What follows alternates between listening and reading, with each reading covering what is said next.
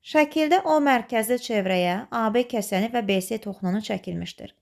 AC qövsünün uzunluğu 20 sm, DC qövsünün uzunluğu 16 sm olarsa, ABC bucağının dərəcə ölçüsünü tapın. Gəlin O və C nöqtələrini birləşdirək. AOC bucağına alfa 1, COD bucağına isə alfa 2 deyək. İndi AC və CD qövsünün uzunluğunu düsturda göstərək.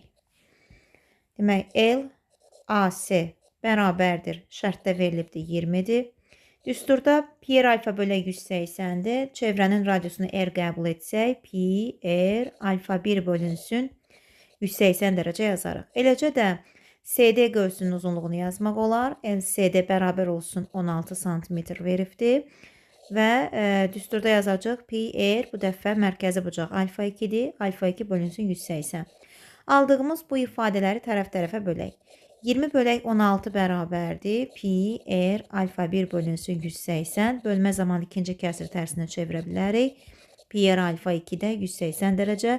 İxtisarlara aparaq 180-lər, pi-lər və r-lər ixtisar gedir. Qalır alfa 1 bölünsün alfa 2.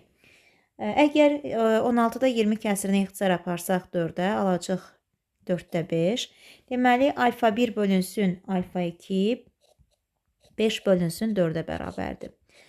Buradan alfa 1-ə 5x demək olar, alfa 2-yə isə 4x deyə bilərik.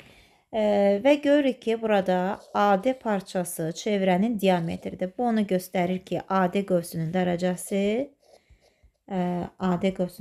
180 dərəcədir. Onda biz deyə bilərik ki, 5x ilə 4x-in cəmi 180-ə bərabər olmalıdır. Yazaq, 5x üstəgəl 4x bərabərdir 180 dərəcə. Buradan 9x bərabər 180-ə və x bərabər 20 dərəcə. Hər bir qövsün dərəcəsini ayrıca tapaq. 5 vurulsun 20 bərabər 100 dərəcə, 4 vurulsun 20 isə bərabər 80 dərəcə.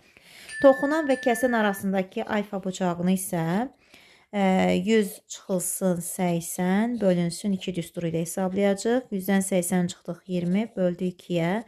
Cavabımız olur 10.